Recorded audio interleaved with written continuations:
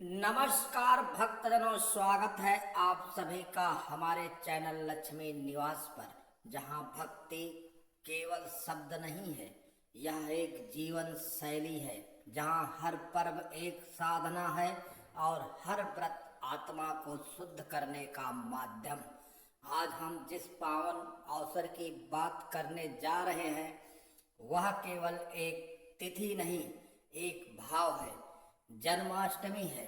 हाँ, वही शुभ रात्रि, वही दिव्य क्षण जब इस धरा पर प्रकट हुए थे भगवान श्री कृष्ण। जब प्रेम ने आकार लिया, जब अधर्म के अंत की घंटी बजी और जब मथुरा की जेल में जन्मा एक नन्हा बालक बन गया इस युग का सबसे बड़ा योगेश्वर, सबसे बड़ा प्रेमी, सबसे बड़ा ज्ञानी और सबसे बड़ा रक्षक। भक्तजनों, 2025 में जन्माष्टमी का पर्व एक अत्यंत दिव्य संयोग लेकर आ रहा है। यह पर्व इस बार शुक्रवार 15 अगस्त 2025 को मनाया जाएगा और यह संयोग इसलिए भी खास है क्योंकि यह दिन स्वतंत्रता दिवस का भी है। जैसे भारत स्वतंत्र हुआ था 15 अगस्त को, वैसे ही इस दिन हम आत्मा को भी उन बंधनों से मुक्त कर सकते हैं जो वर्ष से हमारा भीतर छिपे हैं। मोह, माया, क्रोध, अहंकार और लोभ। पंचांगों के अनुसार अष्टमी तिथि 15 अगस्त की सुबह 9:45 से आरंभ होकर 16 अगस्त की सुबह 11:18 तक रहेगी और रोहिणी नक्षत्र भी साथ रहेगा। रात्रि 12:01 से 12:46 तक का समय सबसे शुभ माना गया है क्योंकि इसी बेला में भगवान श्री कृष्ण ने देवकी की कोख से जन्म लिया था। प्रिय भक्तजनों, इस शुभ व्रत की तैयारी केवल शरीर से नहीं, मन और आत्मा से भी करनी होती है। जन्माष्टमी का व्रत रखने के लिए घर को स्वच्छ करें, मन को शुद्ध करें, विचारों को सात्विक बनाएं और पूरे दिन प्रभु के ध्यान में लीन रहें। यह उपवास केवल अन्न का त्याग नहीं बल्कि भीतर की अशुद्धियों का त्याग है। कुछ भक्त निर्जल व्रत रखते हैं, कुछ फलधारी व्रत में प्याज, लहसुन, अनाज, चावल, दाल, बेसन, मैदा, बेकिंग पाउडर और तामसिक वस्तुओं का त्याग करना चाहिए। आप व्रत में साबूदाना, सवाके, चावल, आलू, कुट्टू का आटा, मखाने, दूध, दही, पनीर, सूखे मेवे और फल का सेवन कर सकते हैं, लेकिन दिन में केवल एक बार फलाहार करें, वह भी संध्या के बाद। यदि स्वस्थ अनुमति दे तो रात्रि 12 बजे की पूजा के बाद ही व्रत खोलें।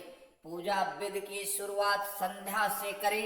एक चौकी पर पीला या सफेद वस्त्र बिछाएं, उस पर बाल रूप श्री कृष्ण की प्रतिमा या चित्र रखें। यदि झूला हो तो उसे सुंदर रूप से सजाएं, नहीं हो तो एक छोटी थाली को झूले के रूप में इस्तेमाल कर सकते हैं। पंचामृत बनाएं, दूध, दही, घी, शहद और गंगा जल मिलाकर श्री कृष्ण का अभिषेक करें। फिर पीले वस्त्र पहनाएं, मुकुट, बांसुरी, काजल, गहने और चंदन से भगवान को सजाएं। दीप जलाएं, अगरबत्ती, पुष्प और तुलसी पत्र अर्पित करें। 108 नामों से श्री कृष्ण का स्मरण करें। वासुदेवाय नमः, गोविंदाय नमः, मुराराय नमः, माधवाय नमः, यशोदानंदनाय नमः, नंदलालाय नमः। जब घड़ी 12 बजने को आए तो झूला धीरे धीरे झुलाएं, जैसे माँ यशोदा ने अपने लाल की झुलाया होगा। घी का दीपक आरती के लिए तैयार करें और जय कन्हैया लाल की, नंद के आनंद भयो, जैसे भजनों से घर का हर कोना गूंज उठे। आरती के बाद प्रभु को भोग अर्पित करें। श्री कृष्ण को माखन, मिश्री, मखाने, खीर, फल, पंजीरी, मेवा, ताजे दूध से बनी मिठाइयाँ, घी से बने लड्डू, सूखे मेवे और तुलसी पत्र अत्यंत प्रिय हैं। आप चाहें तो परंपरा 56 भोग बना सकते हैं, लेकिन यदि केवल माखन मिश्री और प्रेम भाव से भी भोग अर्पित करें तो भगवान प्रसन्न हो जाते हैं। भोग के बाद प्रसाद ग्रहण करें और परिवार जनों में बांटे। जन्माष्टमी की रात्रि केवल पूजन की नहीं, गुप्त साधना की भी होती है। इस रात कुछ विशेष उपाय करने से जीवन में लक्ष्मी का अस्थायी वास होता है। रोग, ऋण, शत्रु और दरिद्रता नष्ट होती है और दुर्भाग्य का अंत होता है। रात्रि 12 बजे शंख में गंगा जल भरकर पूरे घर में छिड़के, इससे समस्त नकारात्मक ऊर्जा समाप्त हो जाती है। श्री कृष्ण के झूले में चांदी का सिक्का रखें, पूजा के बाद उसे पर्स में रखें। यह जीवन में कभी दरिद्रता नहीं आने देता। तुलसी के पौधे के पास दीपक जलाकर ओम नमो भगवते वासुदेवाय नमः मंत्र का 108 बार जाप करें। यह संतान सुख, वैवाहिक सुख और स्वास्थ्य प्रदान करता है। किसी गरीब को झूला झुलाने दे, बच्चों को प्रसाद दे, यह पुण्य कई गुना होकर आपके भाग्य में लौटता है। यदि संभव हो तो रात्रि में श्रीमद् भागवत गीता का कोई एक अध्याय पढ़ें, विशेषकर 12वां या 18वां। इससे कृष्ण की कृपा तुरंत प्राप्त होती है। जन्माष्टमी का असली अर्थ है हमारे जीवन में पुनः जन्म लेना। यह केवल कृष्ण का जन्म नहीं है, यह हमारे भीतर की भक्ति का पुनर्जन्म है। जब आप पूरी रात भजन करते हैं, व्रत रखते हैं, भगवान को झूले के सामने आंखें बंद करके प्रार्थना करते हैं, तो आप कृष्ण को केवल देखते नहीं, अनुभव करते हैं। उस अनुभव में जो आंसू आते हैं वह केवल प्रेम नहीं, वह आत्मा का मिलन है। इसलिए भक्तजनों, इस जन्माष्टमी पर केवल व्रत ना रखें, कृष्ण को जिए, उन्हें अपने घर, अपने मन, अपने जीवन में आमंत्रित करें। झूले में केवल मूर्ति ना बैठाएं, अपने जीवन को ही उनका झूला बना दें। हर सांस में उनका नाम हो, हर धड़कन में उनका स्मरण, तभी जन्माष्टमी का व्रत पूर्ण होगा। और यदि यह संपूर्ण भक्ति यात्रा आपके हृदय को छू गई हो, यदि आपके रोंगटे खड़े हुए हो, यदि किसी क्षण आपने अपने भीतर एक हलचल महसूस की हो, यदि किसी पल आपकी आंखें नम हुई हो, यदि मन ने कहा हो हाँ आज मैं कृष्ण को अपने भीतर अनुभव कर रहा हूँ, तो हे भक्तजनों, आपसे निवेदन है कि कृपया इस वीडियो को दूसरों तक पहुँचाएं।